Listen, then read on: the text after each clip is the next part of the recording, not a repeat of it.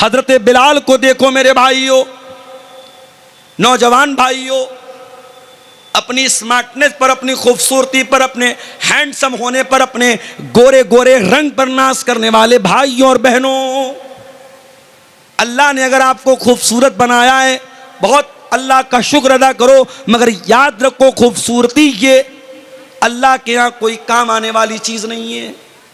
अल्लाह के यहाँ आपकी शक्ल सूरत ये मैटर नहीं करती है। अल्लाह के यहाँ आपका अमल मैटर करता है, आपका कैरेक्टर मैटर करता है, आपका अकीदा मैटर करता है। बड़े स्मार्ट है, बड़े हैंडसम है, दुनिया में कोई देखता है बड़ी तारीफ करता है, यार ये बंदा बड़ा खूबसूरत लगता है, ये लड़की बड़ी खूबसूरत है। दुनिया वालों के कॉम्प्लीमेंट हासिल करने के लिए, दुनिया वालों की तारीफ हासिल करने के लिए अपने गोरे गोरे रंग पर नाज करने वालों, अपनी गोरी चमड़ी पर नाज करने वालों, बिलाल कोई गोरा तो न था, बिलाल कोई हैंडसम तो न था, बिलाल कोई स्मार्ट तो न था, बिलाल का रंग काला था। बिलाल हबशा के गुलाम थे, उनका मालिक उमैया बिन खल्फ उनको अरब की तपती हुई रेत पर लिटाता था और कहता था, ए बिलाल हम तुम्हें छोड़ देंगे, बस एक बार तुम ये कह दो, इस्लाम का इनकार कर दो और मोहम्मद के दीन का इनकार कर दो और हमारे 360 बुतों की इबादत का इकरार कर लो, ऐ बिलाल हम तुम्हें छोड़ देंगे। ऐ बिलाल तेरे ईमान का क्या कहना, तेरी इस्तिकामत का क्या कहना, तेरे दिल में रसूल की मोहब्बत का क्या कहना। बिलाल उस तपती हुई रेत पर लेटे हुए, सीने पर गरम पत्थर रखा हुआ है, बिलाल की सीने की चर्बी अरब की तपती हुई रेत में पिघल रही है, मगर बिलाल की जबान से क्या निकलता है, अहद अहद अहद, नहीं नहीं, ऐ उमैया बिन खल्फ तू कान खोल करके सुन ले, मैं एक अल्लाह की तौहीद पर ईमान ला चुका हूं, अब तौहीद से कॉम्प्रोमाइज करने वाला नहीं हूं, अब तौहीद से समझौता करने वाला नहीं हूं। तौहीद से बढ़ के कुछ नहीं है मेरे भाई, मिनिस्टर का ओहदा भी नहीं है, गांव का प्रधानी तो छोड़ दो, विधायक की विधायकी तो छोड़ दो, सांसद की सांसदी तो छोड़ दो, मिनिस्टर की मिनिस्ट्री और बादशाह की बादशाहत, ये तौहीद से बढ़ के नहीं है मेरे भाई। उत्तर प्रदेश की एक लीडर के बारे में मैंने बोला और कटिहार के इन यूट्यूबर्स ने उसका फोटो लगा करके डाल दिया, हमारे कुछ साथियों ने हम पर एतराज कर दिया, आपको क्या हक पहुंचता है, हमारी कौम की एक लीडर है, एक लड़की है, बहुत अच्छी लड़की है, हमेशा दुपट्टा अपने सर पे रखती है और परंपरा के साथ रहती है, इज्जत के साथ रहती है, अगर वो किसी इबादत खाने में चली गई और उसने दो चार उनकी इबादत में हिस्सा ले लिया तो आपको क्या अधिकार पहुंचता है कि आप तकरीर में उस पर एतराज़ करें। मैंने कहा पहली बात तो मैंने नाम नहीं लिया था, मैंने नाम नहीं लिया था, ये यूट्यूबर्स की हरकत है, नाम न लो, ये फोटो चिपका देंगे, तकरीर कुछ रहेगी, ये उस पर थंबनेल लगाएंगे, मियाँ बीवी शादी के बाद कैसे मिले, एक गंदी सी तस्वीर लगा देंगे और मियाँ बीवी कैसे मिले। अब हमारा नौजवान उत्सुकतावश और उसमें ये देखने के लिए कि मौलाना ने क्या बयान किया है, जब उसको सुनेगा तो कहेगा खोदा पहाड़ निकली चूहिया। ये हमारे यूट्यूबर्स की हरकत है, इनको व्यू हासिल करना है, कुछ भी थंबनेल लगा देंगे, कुछ भी उस पर लगा देंगे। एक जगह तकरीर मेरी हो रही थी, गर्मी का मौसम था, मैं पसीने पसीने था, एक आदमी मेरे पीछे से आया, वो मुझे पंखा करने लगा, लोगों ने बताया थोड़ा दिमाग का क्रैक है, वो आकर के पंखा करने लगा, बोला आप गर्मी से मर जाएंगे। मैंने कहा भाई मैं गर्मी से नहीं मरूंगा, तुम बैठ जाओ। अब एक यूट्यूबर ने उस पर थंबनेल लगाया, तकरीर में हुआ हंगामा, मौलाना भड़क गए। अरे भाई किस पर भड़का मैं, तो कुछ भी चल रहा है आजकल। मैंने तकरीर में सिर्फ इतना बयान किया, उत्तर प्रदेश की एक लीडर के बारे में, मैंने नाम भी नहीं लिया, मैंने कहा एक लीडर है, मुसलमान लीडर हैं, बड़ा उनकी तारीफ हो रही कि साहब बहुत अच्छे परिवार से उनका संबंध है और बहुत सारे वोटों से जीत करके वो आई हैं और पार्लियामेंट में हमारी नुमाइंदगी कर रही हैं। उनका एक वीडियो मैंने देखा कि एक इबादत खाने में, गैर मुस्लिमों के इबादत खाने में दाखिल हुई और उनकी इबादत में उनके जो है जो धार्मिक क्रियाक्रम होता है उसमें शामिल हुई। मैंने कहा ये गलत है। एक सीधी सीधी बात सुन लो, अभी दिल्ली में ऑल इंडिया अहलेदिस कॉन्फ्रेंस हुई, मेरी तकरीर होने वाली थी, वहां बनारस से मेरी फ्लाइट थी, मैं नहीं जा सका। उस कॉन्फ्रेंस में मेरी तकरीर का जो टॉपिक था वो क्या था, इस्लाम और मजहबी रवादारी, इस्लाम एंड रिलीजियस टॉलरेंस, इस्लाम दूसरे के मजहब के बारे में हमें अपने अंदर बर्दाश्त का मादा पैदा करने का हुक्म देता है। ये मेरा टॉपिक था। तो मैं उस तकरीर में जो बात बयान करने वाला था, जो मैंने नोट्स बनाए थे, उसमें एक बात मैंने ये भी लिखी थी कि रवादारी का मतलब, टॉलरेंस का मतलब ये नहीं है कि मैं आपके मजहब पर अमल करूं, आप मेरे मजहब पर अमल करें। नहीं, टॉलरेंस तो ये है आप अपने धर्म पर अमल करें, मैं अपने मजहब पर अमल करूं, ना मुझे आपके मजहब पर कोई एतराज हो, ना मैं आपके मजहब को कुछ बुरा भला कहूं, और ना आप मेरे मजहब के साथ कोई छेड़छाड़। ये टॉलरेंस है। हमारे यहां टॉलरेंस का मतलब क्या समझ लिया कि साहब जब कोई गैर मुस्लिम कुरान पढ़ेगा तब टॉलरेंस है, और जब कोई मुसलमान वेद गीता और रामायण पढ़ेगा तब टॉलरेंस है। नहीं मेरे भाई, मुसलमान अपनी नमाज पढ़े और गैर मुस्लिम अपनी पूजा पाठ करे, ईसाई अपने चर्च में जाकर के आराम से इबादत करे, सिख मजहब का मानने वाला अपने गुरुद्वारा में जाकर के अपनी पूजा करे, जैन मजहब का मानने वाला अपने एतबार से इबादत करे, और हमें किसी के इबादत करने पर और किसी के त्यौहार मनाने पर हमें कोई एतराज ना हो। ये टॉलरेंस है, ये रवादारी है, ये भाईचारा है, और इस भाईचारे को हम भारत में फैलाना चाहते हैं और इसको बढ़ावा देना चाहते हैं। तो तौहीद से कोई कॉम्प्रोमाइज नहीं किया जाएगा। हजरत बिलाल ने तौहीद से कॉम्प्रोमाइज नहीं किया, तपती रेत पर लिटा दिया गया, मगर बिलाल ने तौहीद को नहीं छोड़ा। मेरे भाई, मेरे प्यारे साथियों, सबसे बढ़ करके अगर मोहब्बत करना है तो अल्लाह से करना है और रसूल से करना है।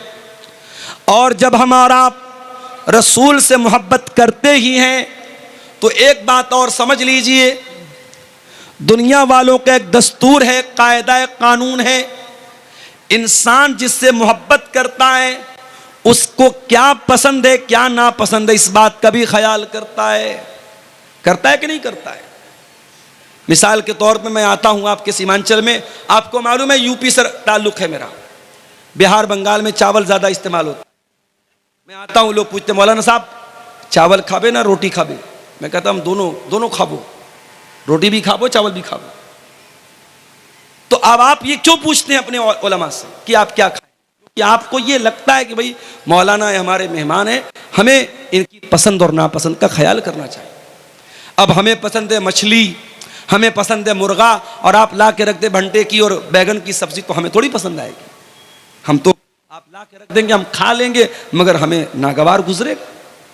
तो जब हम नबी का कलमा पढ़ते हैं और नबी से मोहब्बत करते हैं तो क्या हमें और आपको यह जानना नहीं चाहिए कि हमारे नबी को क्या पसंद था और क्या नापसंद था? आज की हमारी तकरीर का ये एक टॉपिक का एक हिस्सा है कि नबी को क्या पसंद था और क्या नापसंद था।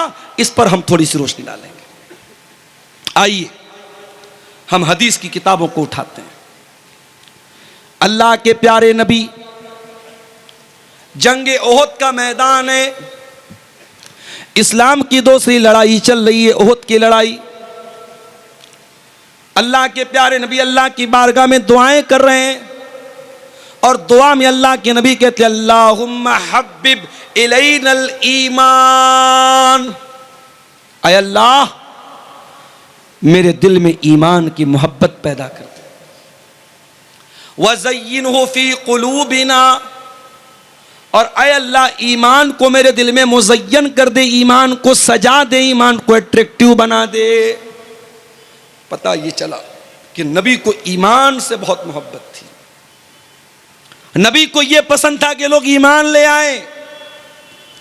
सीमांचल वालों, मनसाही और कटिहार के लोगों, मैं आपसे सवाल करता हूं, आप ये बताइए कि ईमान किसको बोलते हैं? कितने लोग हैं उनसे सवाल करो, साहब ईमान किसको बोलते हैं? नहीं मालूम। चलिए आपको बता देता हूं ईमान किसको बोलते हैं। ईमान 6 चीजों को बोलते हैं। अंतुमिना बिल्लाहि व मलाइकतिही व कुतुबिही व रुसुलिही वल यौमिल आखिरि वल क़द्रि खैरिही व शर्रिही। 6 चीजों को मानने का नाम ईमान है। अल्लाह को मानना, उसके फरिश्तों को मानना, उसके रसूलों को मानना, उसकी किताबों को मानना, क़यामत के दिन को मानना और तकदीर को मानना। इन 6 चीजों को माने बगैर कोई मोमिन नहीं हो सकता, कोई ईमान वाला नहीं हो सकता। और यह भी नोट कर लो, ईमान सिर्फ दिल की आस्था का नाम नहीं है।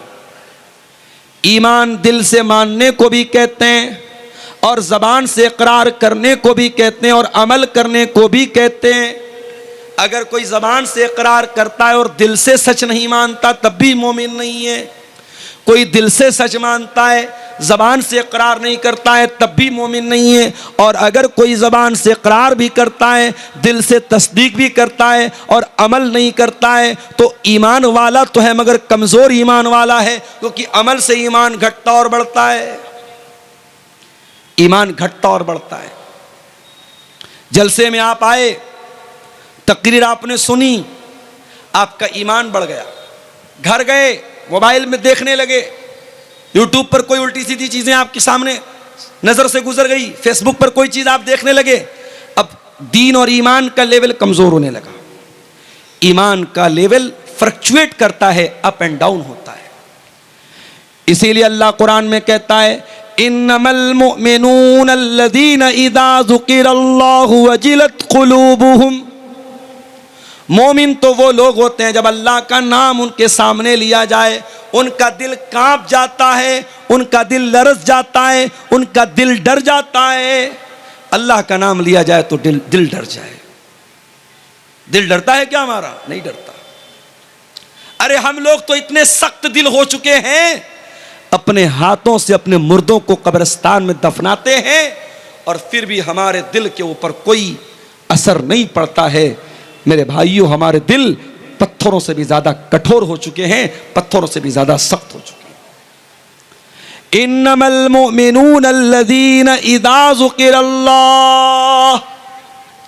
मोमिन तो वो लोग होते हैं जब अल्लाह का नाम लिया जाए, वजिलत क़ुलूबुहुम तो उनके दिल कांपने लगते हैं, व इज़ा तुलियत अलैहिम आयातुहु और जब अल्लाह ताला की आयतें उनके सामने पढ़ी जाएं, ज़ादतहुम ईमाना उनका ईमान बढ़ जाता है, उनके ईमान का लेवल हाई हो जाता है, उनके ईमान की चार्जिंग बढ़ जाती है। एक बात पूछूं आपसे, अपने नौजवानों से पूछना चाहूंगा, अपने यूट्यूब की हिस्ट्री जरा चेक करके बताओ, लास्ट टाइम आपने कुरान की तिलावत को कब सुना था? अपना मोबाइल चेक करके बताओ, आखिरी बार आपने कुरान की तिलावत कब की थी और कुरान की तिलावत को सुना कब था? मेरे प्यारे नौजवान साथियों, आज हमारे नौजवानों के मोबाइल पर गाने मिल जाएंगे, म्यूजिक मिल जाएगा, बॉलीवुड के सॉन्ग मिल जाएंगे, उल्टी सीधी चीजें मिल जाएंगी। अगर नहीं मिलेगा तो कुरान नहीं मिलेगा। मेरे प्यारे नौजवान भाइयों, जिस नबी से आप मोहब्बत करते हैं, जिस नबी का कलमा पढ़ते हैं, उस नबी ने म्यूजिक की आवाज को कभी अपने कानों में आने न दिया और वो नबी कुरान को पढ़ा भी करते थे और कुरान को सुना भी करते थे। कुरान को सुना करो मेरे भाई। और मैं तो कभी कभी अफ्रीका के जो कारी होते हैं उनकी तिलावत में सुनता हूँ, बहुत प्यारी लगती है। मैंने एक तकरीर में एक नाम लिया था, एक अफ्रीकन कारी हैं, उनका नाम है सूफी अब्दुल रशीद। यूट्यूब पर आप जाकर के टाइप कीजिए सूफी अब्दुल रशीद तिलावत, उनकी तिलावत सामने आ जाएगी। कोई बनावट नहीं, सिंपल आवाज है और पाटदार आवाज, रोबदार आवाज है, और जब तिलावत करते हैं ऐसा लगता है डायरेक्ट दिल को छू रही है। अफ्रीकन कारियों की क़िरात बहुत प्यारी लगती है, दिल को अपील करती है, दिल को असर करती है। आप कुरान को सुनना शुरू कर दीजिए, गाना सुनना भूल जाएंगे आप, म्यूजिक की मोहब्बत दिल से निकल जाएगी, कुरान की मोहब्बत दिल में पैदा हो जाएगी।